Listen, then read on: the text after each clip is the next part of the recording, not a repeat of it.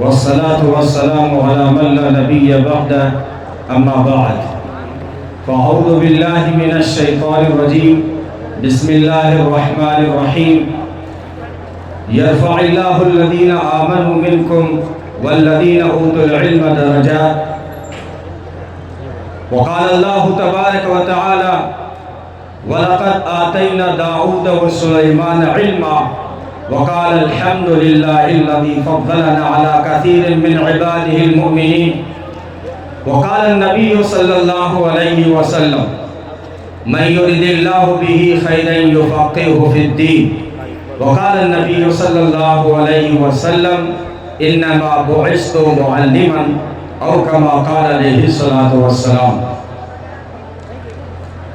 مرشد کی یہ تعلیم تھی اے مسلم شوریدہ سر، لازم ہے رہرو کے لیے دنیا میں سامان سفر، بدلی زمانے کی ہوا ایسا تغیر آ گیا، تھے جو گراں قیمت کبھی اب ہیں متاع کس مخر، وہ شعلہ روشن تیرا ظلمت گریزاں جس سے تھی، گھٹ کر ہوا مثل شرر تارے سے بھی کم نور تر، شیدائی غائب نہ رہے دیوانہ موجود ہو، غالب ہے اب اقوام پر معبود حاضر کا اثر، ممکن نہیں اس باغ میں کوشش ہو بار آور تیری، فرسودہ ہے فندہ تیرا زیرک ہے مرغ تیز تر۔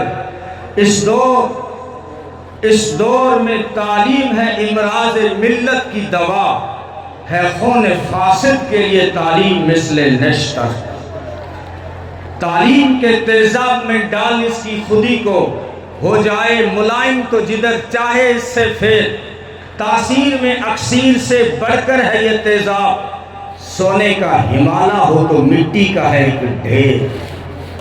قابل صد احترام علماء کرام، ہمارے سیاسی، سماجی، ملی، دینی قائدین، اراکین کمیٹی، محترم بزرگوں، عزیز بھائیوں، اسلامی ماؤں بہنوں، اسلامی شہزادیوں اور اسلامی شاہینوں، نوہر کے جرأت مند اور غیور نوجوانوں، اللہ رب العزت کے بے شمار انعامات اور احسانات میں سے یہ ہوا کہ آج اس نے ہمیں ایک معیاری، مثالی، کرداری، علمی ادارے میں علم کی نسبت سے جمع ہونے کی توفیق عطا فرمائی۔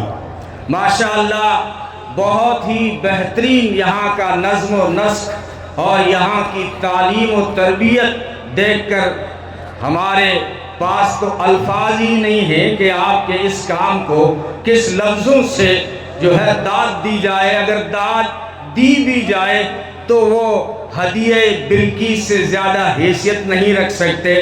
اللہ کا شکر ادا کیجئے کہ یہاں پر جو اگرچہ سوشل میڈیا پر زیادہ پرچار نہیں ہے، کبھی موبائل پر میں دیکھا کرتا تھا کہ ہندوستان میں شاہین والے کس طرح سارے علوم کو جمع کر کے پڑھاتے ہیں۔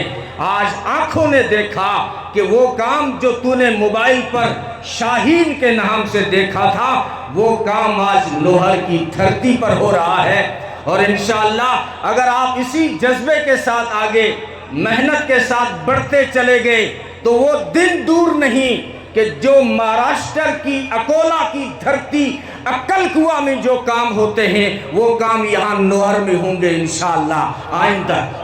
یہ اللہ کا شکر ہے کہ ہمیں اللہ نے علم حاصل کرنے کی توفیق عطا فرمائی، اس کا حصہ بننے کی توفیق عطا فرمائی۔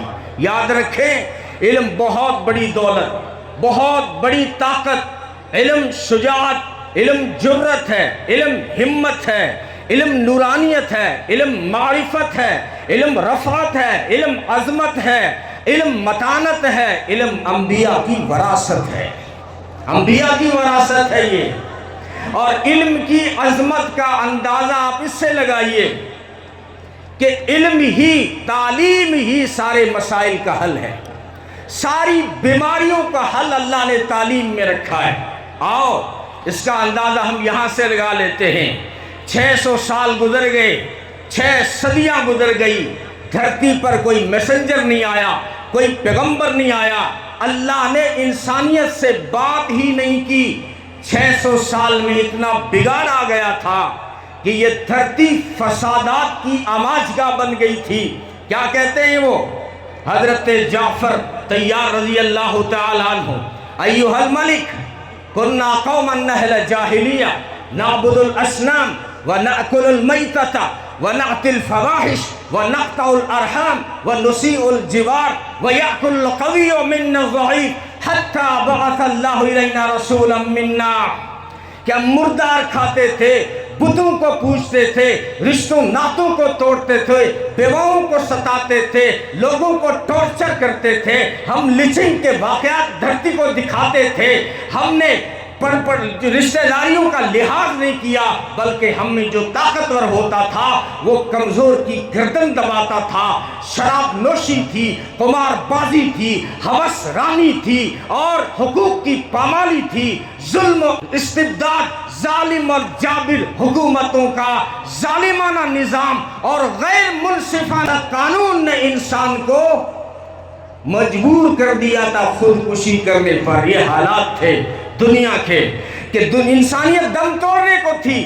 مسئلہ صرف عرب کا نہیں تھا، مسئلہ انسانیت کی قسمت کا تھا۔ 6 صدی عیسوی میں آ جائیے، مسئلہ یہ نہیں تھا کہ باپ اپنی بیٹی کو زمین میں گاڑ رہا تھا، مسئلہ یہ تھا کہ سارے انسان مل کر انسانیت کو مٹی میں ملانے جا رہے تھے۔ کوئی برائی نہ تھی جو دھرتی پہ پائی نہ جاتی تھی، یعنی پوری دنیا کا عجیب حال تھا۔ وہی یونان جو کبھی کہلاتا تھا تہذیب کی دنیا، آج روئے زمین پر وہی تھا تخریب کی دنیا۔ یہ تحقیق و تجسس کا جہاں آج تھا ویرانہ، افلاطون کی خرد و سقراط کی دانش تھی افسانہ۔ غرض دنیا میں چاروں سمت اندھیرا ہی اندھیرا تھا، نشان نور گم تھا اور ظلمت کا بسیرا تھا کہ دنیا کے افق پر دفعتاً سیلاب نور آیا، جہان کفر و باطل میں صداقت کا ظہور آیا، حقیقت کی خبر دینے بشیر آیا، نذیر آیا، شہنشاہی نے جس کے قدم چومے وہ فقیر آیا، مبارک ہو زمانے کو وہ ختم المرسلین آیا کہ صحاب رحم بن کر رحمت للعالمین آیا صلی اللہ علیہ وسلم۔ اب 35 سال کی عمر پہنچی، محمد عربی صلی اللہ علیہ وسلم نے دیکھا کہ ساری دنیا تو فسادات کی آماجگاہ بن چکی ہے، تو غار ہرا جاتے ہیں، ہاتھ اٹھاتے ہیں، الہ العالمین، ساری انسانیت بیمار ہے، ساری انسانیت اپنی ہی دشمن بن چکی ہے، جہنم کے کنارے پر کھڑی ہے۔ قرآن نے کہا وَاذْكُرُوا نِعْمَةَ اللَّهِ إِذْ كُنْتُمْ أَعْدَاءً فَأَلَّفَ بَيْنَ قُلُوبِكُمْ فَأَصْبَحْتُمْ بِنِعْمَتِهِ إِخْوَانًا وَكُنْتُمْ عَلَى شَفَا حُفْرَةٍ مِّنَ النَّارِ فَأَنْقَذَكُم مِّنْهَا۔ ساری انسانیت جہنم کے کنارے پر کھڑی ہے۔ الہ العالمین کوئی دوائی دے دیجئے یہ بیمار انسانیت صحیح ہو جائے، کوئی نسخہ دے دیجئے، کوئی اکسیر دے دیجئے۔ یہ میں بتانا چاہ رہا تھا کہ وہ کون سی دوائی تھی جس نے ساری بیمار انسانیت کا علاج کیا، وہ کون سا نسخہ تھا، وہ کون سا اکسیر تھا۔ اتر کر ہرا سے سوئے قوم آیا اور ایک نسخہ کیمیا اپنے ساتھ لایا، مسے خام کو جس نے کندن بنایا، کھرے اور کھوٹے کو الگ کر دکھایا۔ وہ کیا تھا؟ وہ بجلی کا کڑکا تھا یا صوت ہادی؟ عرب کی زمین جس نے ساری ہلا دی اور ایک نئی لگن دل میں سب کے لگا دی، ایک آواز میں سوتی بستی جگا دی، ساری انسانیت کو جگا دیا۔ وہ دوائی تھی، وہ نسخہ تھا، نسخہ اقرا، وہ تھی تعلیم۔ ہاں تعلیم کے تیزاب میں ڈال اس کی خودی کو، ہو جائے ملائم تو جدھر چاہے اس سے پھر۔ تو بہرحال ساری بیماریوں کا حل تعلیم ہے، اس لیے سب سے پہلا حکم قرآن نے اقرا کا اسی لیے دیا۔ حالانکہ اہمیت میں توحید 1 نمبر پر ہے، بت پرستی عام تھی لیکن توحید کا حکم پہلا حکم نہیں ہے۔ نماز کا بہت بڑا درجہ ہے اسلام میں، لیکن نماز تو 10 سال کے بعد میں آ رہی ہے۔ سب سے پہلے تعلیم حاصل کرنے کا، علم حاصل کرنے کا حکم اسی لیے دیا ہے کہ تعلیم روشنی ہے، تعلیم اجالا ہے، تعلیم تندیل ہے۔ روشنی نہیں ہوگی کوئی کام ٹھیک سے نہیں کر پاؤ گے، روشنی نہیں ہوگی توحید پہ نہیں چل پاؤ گے، روشنی نہیں ہوگی، نماز نہیں پڑھ پاؤ گے۔ کمرے میں جاؤ گے نا، اندھیرے میں کوئی چیز لینے، تسبیح لینے جاؤ گے سانپ ہاتھ میں آ جائے گا، مصلی لینے جاؤ گے دسترخوان ہاتھ میں آ جائے گا، دسترخوان لینے جاؤ گے بیوی کا دوپٹہ ہاتھ میں آ جائے گا، مسواک لینے جاؤ گے بیلن ہاتھ میں آ جائے گی۔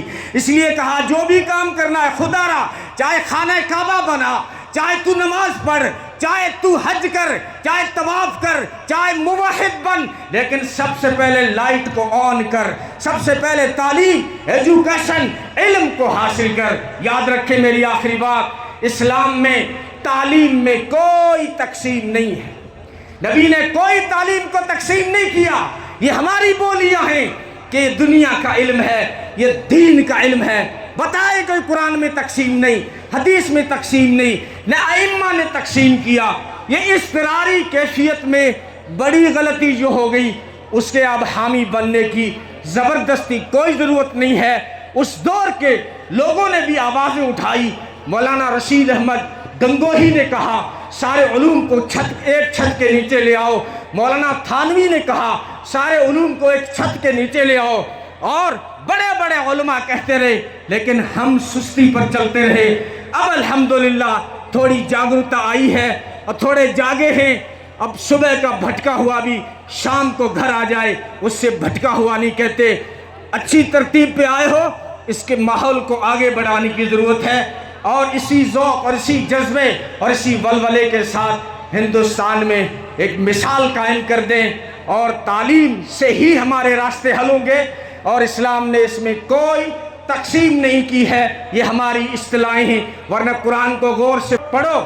بعض لوگ دنیاوی علم کو فن کہتے ہیں، قرآن نے کسی دنیاوی علم کو فن نہیں کہا ہے، وہی صیغہ استعمال کیا ہے جو احکام کے لیے استعمال ہوتا ہے۔ قرآن کو غور سے پڑھو۔ وَعَلَّمْنَاهُ الصَّنْعَةَ لَبُوسٍ لَكُمْ لِتُحْصِنَكُمْ مِنْ بَأْسِكُمْ، ہم نے داؤد علیہ السلام کو زرع بنانا سکھایا، وہی صیغہ استعمال کیا۔ میں نے خطبے میں یہ اسی لیے آیت پڑھی تھی کہ وَلَقَدْ آتَيْنَا دَاؤُدَ وَسُلَيْمَانَ عِلْمًا، ہم نے داؤد اور حضرت سلیمان کو علم دیا۔ پوچھے مفسرین سے کون سا علم دیا؟